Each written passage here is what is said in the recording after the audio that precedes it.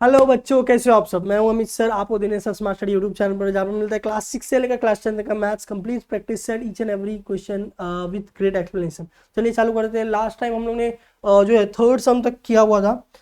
तो 5.3 का ये पार्ट 2 वीडियो है जिसमें हम लोग फोर्थ सम करने वाले और फिफ्थ सम करने वाले। तो फिर प्रैक्टिस सेट 5.3 जो है वो कंप्लीट हो जाएगा। फिलहाल देखिए क्वेश्चन में क्या बोल रहा है। क्वेश्चन में ये बोल रहा है कि diagonal of the rhombus are 20 centimetre. Okay, तो सबसे पहले एक रोम्बस बना लेते हैं। सबसे पहले एक रोम्बस बना लेते हैं। ओके, और जैसे आपको मालूम है रोम्बस में क्या होता है, all sides are equal. Okay, आपको क्या बोल रहे हैं देखते। रोम्बस डायगोनल है, हाँ डायगोनल मैंने ड्रॉ कर लिया। नाम दे देते हैं ए बी सी डी। अब क्या बोल रहा है, then from the find the side of a rhombus and its perimeter. तो हमें साइड निकालना है और पेरीमीटर निकालना है। पेरीमीटर मतलब सम ऑफ ऑल साइड। तो एक भी साइड की अगर हमको वैल्यू मिल जाती है तो बाकी का वैल्यू बहुत इजीली मिल जाएगा। फर्स्ट ऑफ ऑल आप देखिए यहाँ पर क्या बोल रहा है, 20 सेंटीमीटर 21 सेंटीमीटर। फॉर एग्जाम्पल हम लोग अज्यूम करते हैं ए सी 20 सेंटीमीटर का है और बी डी 21 का है। ओके, और आपको पता होगा शायद कि मुझे पता नहीं, रोम्बस की प्रॉपर्टी है कि उसके डायगनल्स परपेंडिकुलर बाइसेक्ट करते ईच अदर को, तो उसके एंगल 90 डिग्री के होते हैं। उसका ही हम लोग फायदा उठाने वाले आज। तो सबसे पहले साइड कैसे पता करेंगे। अगर ये 90 डिग्री है, ओके, और हमें इसकी वैल्यू मालूम पड़ जाए ए और बी ओ बी की, वो कैसे मालूम पड़ेगा देखते हैं। पहले सॉल्यूशन पे जाते हैं। ओके, पहले हमें निकालना है ए ओ निकालना पड़ेगा। ओके, ए ओ निकालना पड़ेगा और बी ओ निकालना पड़ेगा। ए ओ किसका हाफ है, ए ओ किसका हाफ है, ए सी का हाफ है। बट ए सी क्या है, ए सी कितना है, 20 है। सो हाफ करेंगे तो कितना आएगा, 10 आएगा। तो ए ओ कितना आया, 10 बराबर। अभी सेम बी ओ के लिए बी ओ किसका हाफ है यहाँ पर, हाँ यहाँ पर रीजन आपको लिखना पड़ेगा। रीजन यहाँ पर लिख देते हैं। फर्स्ट ऑफ ऑल ये A B C D rhombus है, A B C D is a rhombus.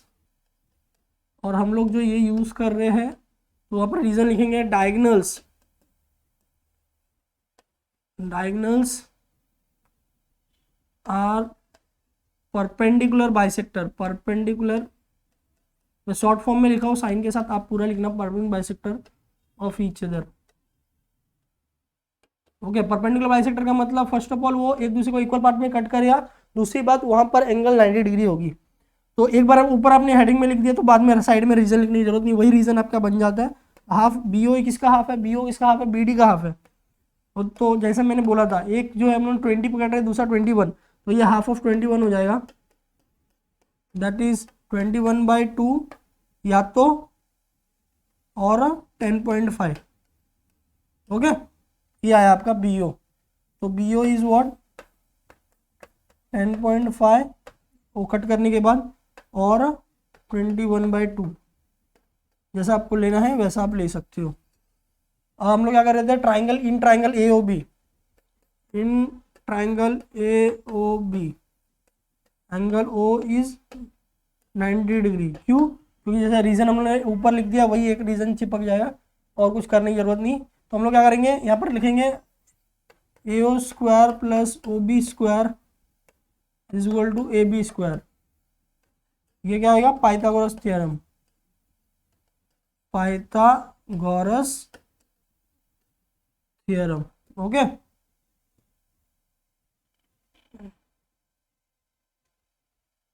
Okay.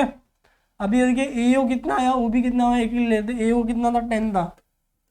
10 का स्क्वायर प्लस ओ बी कितना है, 21 देखिए पॉइंट में लेके सॉल्व करना डिफिकल्ट होगा, इसके लिए मैं होल नंबर ले रहा हूँ। 21 का स्क्वायर, 21/2 का square equal to A B का स्क्वायर, ये हमको निकालना है।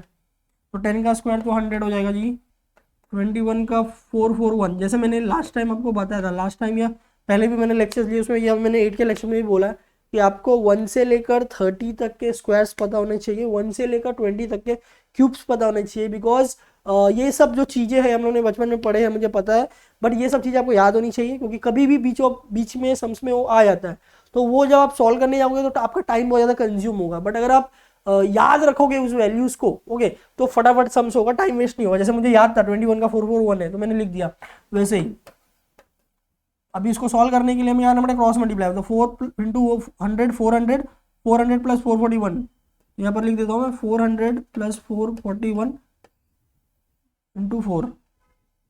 ये जस्ट अ सेकंड है, जस्ट अ सेकंड, मैं क्या करता हूँ, ये मैं एक स्टेप यहाँ पर लिखता हूँ तो आपको थोड़ा समझेगा। इसके बाद ये स्टेप आएगा 4, क्रॉस मल्टीप्लाई बेसिकली हम लोग कर रहे हैं और कुछ नहीं, 400 plus 441 upon 4 is equal to AB square.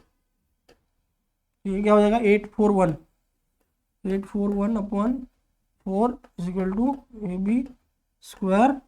इसके बाद ये स्टेप आएगा AB is equal to square root of 841 upon 4।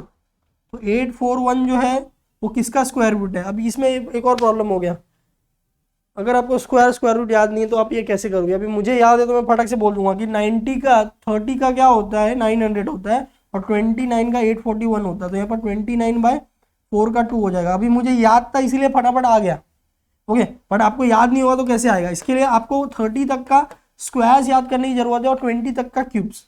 तो 29/2 आया और इसको डिवाइड करेंगे तो कितना आएगा 14.5 सेंटीमीटर। तो ये आपकी वैल्यू आई, ये एक साइड की वैल्यू आई बराबर। ये हम लोगों ने AB एक साइड की, देखिए हम लोगों ने क्या किया, हमने सिंपल BD AC कितना था 20, उसका हाफ AO लिखा 10, BD कितना 21, उसका हाफ BO कितना लिया 10.5 या तो 21/2, और फिर हम लोग ने इसमें पाइथागोरस लगाया तो AO square plus OB square equal to AB square. तो हमें AB का वैल्यू निकालना है, क्योंकि AB का वैल्यू निकल गया तो चारों साइड सेम होते हैं रोम्बस में, तो मल्टीप्लाई बाय 4 हो जाएगा, ओके। तो जो भी आया आंसर, ओके, तो पहले तो हम लोग लिखेंगे जस्ट अ सेकंड है ना,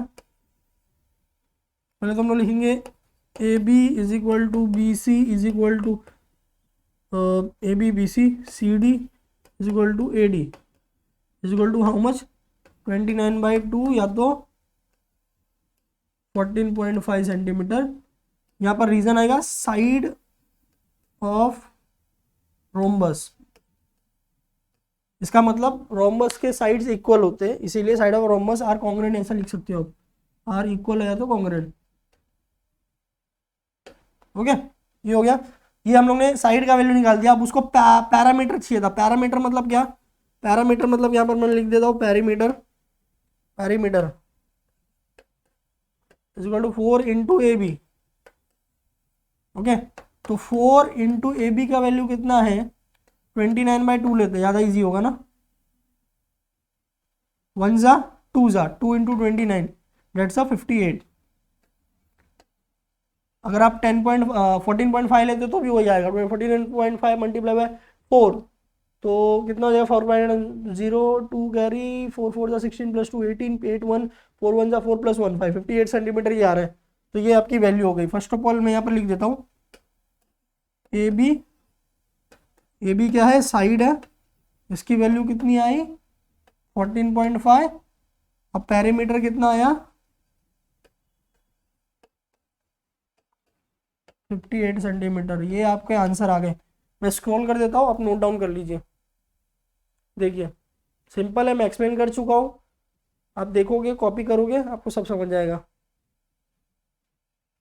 पॉज करके भी आप स्क्रीनशॉट ले सकते हो, नोट कर सकते हो। ऐसे सम्स क्या करना, एक बार कॉपी कर लेना, फिर एक बार बिना देख के सॉल्व करने की कोशिश करना, देखना आप कहाँ पर अटकते हो, ओके। तो ये आ गया, साइड और पेरीमीटर निकालना था ना, साइड और पेरीमीटर दोनों आ गए 14.5 और 58 सेंटीमीटर, साइड और पेरीमीटर दोनों हो गया। चलिए तो अगला सवाल, ये लास्ट क्वेश्चन है 5.3 का, फिर 5.3 खत्म हो जाएगा और 5.4 में नेक्स्ट एक्सरसाइज में करने वाला हूँ, नेक्स्ट वीडियो में करने वाला हूँ। Set with the reason whether the following statement are a true और फॉल्स। देखिए पहले मैं पहली बात बता दूँ, ये सारे क्वेश्चन आंसर में मैं जो भी ट्रू बोलूँगा वो ट्रू ही रहेगा, जो फॉल्स बोलूँगा वो फॉल्स ही रहेगा, मतलब जो आपको पता है शायद अपने स्कूल में भी किया होगा। बट उसके रीजन्स वेरी हो सकते हैं, मतलब डिफरेंट रीजन हो सकते हैं, ओके। ट्रू और फॉल्स है कि नहीं, वो करेक्ट हो रहा है कि नहीं, that's a point first of all. Second thing, reason आप कुछ भी दे सकते हो, वैलिड रीजन होना चाहिए उसके प्रॉपर्टी से रिलेटेड। ओके, तो रीजन हो सकता है आपको मैं जो बताऊँ वो अलग हो, डाइजेस्ट में अलग हो, कहीं और कर रहे हो वो अलग हो, बट अपने अपने जगह पे वो रीजन रेडी सही है, करेक्ट है, बट आपको ट्रू और फॉल्स चेक करना है। फर्स्ट ऑफ ऑल मैं ट्रू फॉल्स कर लेते हैं हम लोग पहली बात फटाफट। Every parallelogram is a rhombus, every parallelogram is rhombus. वो बोल रहा है कि हर एक पैरेललोग्राम रोम्बस होता है। पहली बात, रोम्बस मतलब ऑल साइड्स आर इक्वल। क्या सारे पैरेललोग्राम में ऑल साइड्स इक्वल होते हैं? नहीं, बिल्कुल नहीं। तो सिंपल है, ये फॉल्स है, ये फॉल्स है। क्या है ये? फॉल्स है। एक काम करता हूं मैं, फॉल्स नीचे लिख देता हूं, यहां पर मैं सिर्फ एफ लिख रहा हूं। ओके, यहां पर हम लोग रीजन लिखेंगे, यहां पर हम लोग लिख देंगे फॉल्स। ओके, फर्स्ट का आंसर फॉल्स हुआ। ओके, रीजन यहां पर लिखेंगे, रीजन क्या आएगा देखिए, all sides of parallelogram are not congruent. तो मैं जो सबसे छोटा रीजन है और ज्यादा सबसे सिंपल रीजन है वो आपको मैं दे रहा हूं ताकि सबको समझ में आए। सिंपल है, रोम्बस की प्रॉपर्टी क्या है? All sides are congruent, all sides are equal. Parallelogram में ऐसा होता है? नहीं होता है। अपोजिट साइड से पैरेललोग्राम, अपोजिट साइड से इक्वल, अपोजिट साइड से कॉन्ग्रुएंट। तो बाकी के दो साइड का क्या होगा? तो ये आपका रीजन होगा। Second, every rhombus is a rectangle, every rhombus is rectangle. सारे रोम्बस रेक्टेंगल है, सही बात है क्या? नहीं है। क्यों? क्योंकि रोम्बस में क्या होता है? Opposite sides are equal, whereas rectangle में क्या होता है? All sides are like equal and 90 degree. Okay, so ये फॉल्स है। फर्स्ट ऑफ ऑल ये गलत है, ऐसा नहीं होता है। ओके, तो 2 का आंसर यहां पर फॉल्स आएगा। यहां पर क्या लिखेंगे? All angles in rectangle are congruent. First of all ये कॉन्ग्रुएंट होगा, जो कि रोम्बस में नहीं होता है, एंड दैट इज 90 डिग्री। यहां पर आप दैट इज लिख सकते हो 90 डिग्री। रेक्टेंगल में भाई सारे एंगल सेम होते हैं और 90 डिग्री का होता है। रोम्बस में ऐसा होता है? नहीं होता है। किसी किसी रोम्बस में होगा, सब में तो नहीं होगा। यहाँ पर एवरी बोला है। थर्ड क्या बोल रहा है? Every rectangle is a parallelogram. क्या बोल रहा है वो? Every rectangle is a parallelogram. First of all parallelogram क्या है? Opposite sides are equal. Rectangle में अपोजिट साइड इक्वल होते हैं? होते हैं। अपोजिट साइड पैरेलल रेक्टेंगल में होते हैं? होते हैं। अपोजिट साइड्स आर इक्वल होते हैं। एंगल पैरेललोग्राम में क्या बोलता है? Opposite angle are equal. Rectangle में अपोजिट एंगल इक्वल होता है? होता है। सारी कंडीशन सेटिस्फाई कर रहा है। ओके, तो यहां पर ट्रू आएगा। तो यहां पर रीजन में क्या लिख सकते हैं आप कि opposite side and angles of rectangle are equal.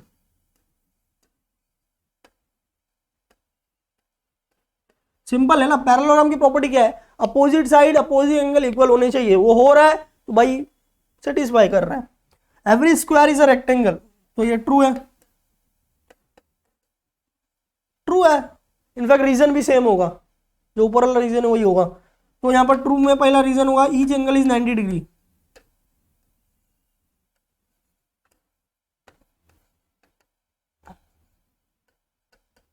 Ninety degree होने चाहिए।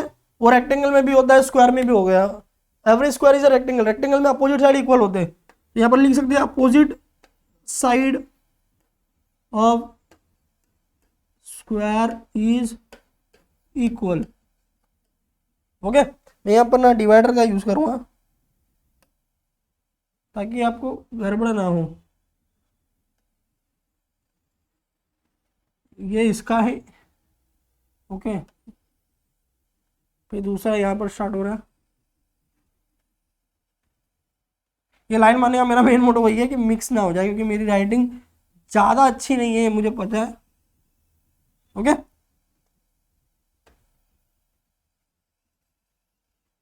ओके, तो पेज में मेरे, आपके पेज में लाइन होता है, मेरे पेज में लाइन नहीं है, इसके लिए तो ये हो गया भाई। थर्ड और फोर्थ ट्रू है। वो फिफ्थ क्या बोल रहा है? Every square is a rhombus, every square is a rhombus. सारे स्क्वायर रोम्बस है। पॉसिबल है? पॉसिबल है।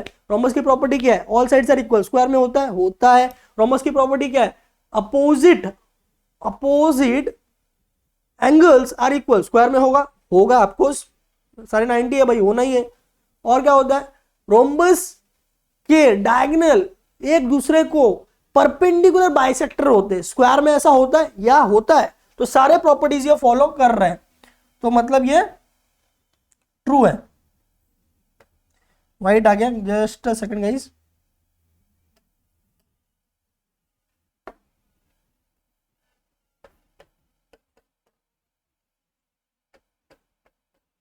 रीजन क्या आएगा, रीजन कोई बताएगा मुझे? जैसा मैंने बोला, opposite angles are congruent and देखिए, एंड लिखने का मेरा स्टाइल भी अलग हो जाता है, ऐसा लिख देना आप एंड, समझ लो। अभी फिलहाल एक काम करता हूँ, एंड ही लिख देता हूँ, A and D and. Opposite angle are congruent, opposite angle congruent होते हैं स्क्वायर में भी, रोमस में भी, और all sides are congruent and all sides are congruent in square, जो कि रोम्बस की प्रॉपर्टी है वो फॉलो कर रहा है, इसीलिए। ओके, जैसे मैंने बताया था आपको, रीजन अलग अलग हो सकते हैं, आंसर आपके सेम होने वाले। फिफ्थ वाला क्या है, every parallelogram is a rectangle. हर एक पैरेललोग्राम रेक्टेंगल होता है, क्या होता है? बिकॉज रेक्टेंगल के ऑल एंगल्स सेम होते हैं 90 डिग्री। याद है कुछ पैरेललोग्राम में ऐसा होता है? नहीं, अपोजिट एंगल कॉन्ग्रेंट होता है, ऑल एंगल कॉन्ग्रेंट नहीं होता है। तो यहाँ पर हम लोग लिखेंगे फॉल्स। और रीजन में क्या आएगा, मैं एक बार स्क्रॉल कर देता हूं। रीजन में क्या आएगा,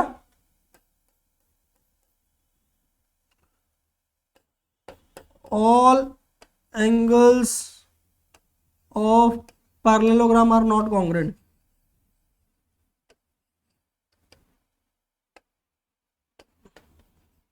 आर नॉट कॉन्ग्रेंट, ओके। और सम केसेस में तो 90 डिग्री भी नहीं होती है, ओके। पर रेन दो, एक रीजन काफी है। तो पैरेललोग्राम में सारे एंगल कॉन्ग्रेंट नहीं होते, वेरएज रेक्टेंगल में होते हैं। इतना रीजन काफी है ये बताने के लिए कि भाई आपका every parallelogram is rectangle is false. तो ये 5 क्वेश्चन थे, उसके मैंने आंसर दे दिया, और ये 5.3 का लास्ट क्वेश्चन था। आप नोट कर सकते हो, स्क्रीनशॉट ले सकते हो, रीजन मैंने एक्सप्लेन कर दिया है, दोबारा देख सकते हो रीजन समझने के लिए। तो ये हो चुका है, तो 5.3 हम लोग ने कंप्लीट कर लिया। आज नेक्स्ट वीडियो में हम लोग 5.4 करने वाले हैं, okay. Thank you so much guys for watching this video. और जैसा कि मैंने पहले बताया आपको कि ये चैनल सब्सक्राइब नहीं है तो चैनल सब्सक्राइब जरूर करें, लाइक करें, कमेंट करें, मैक्सिमम फ्रेंड्स तक शेयर करें। बिकॉज यहाँ पर मिलता है क्लास 6 से लेकर क्लास 10 तक के मैथ्स, अलजेब्रा, ज्योमेट्री, सारे practice set question, each and every question set के क्वेश्चंस, ओके। और बहुत इजी तरीके से हम लोग आपको एक्सप्लेनेशन देते हैं कि आपको एकदम एक्यूरेटली आए। और हमारा मेन मोटो यही होता है कि आपको मैं लॉजिक समझाऊं रेदर देन क्वेश्चन। बिकॉज एक बार लॉजिक समझ गया तो क्वेश्चन कैसे भी होने दो, बुक का होने दो, बाहर का होने दो, आपको कॉन्सेप्ट क्लियर है, लॉजिक क्लियर, तो आपको आएगा ही आएगा। That's our main motto. So thank you so much guys, मिलते हैं अगले वीडियो में, बाय बाय।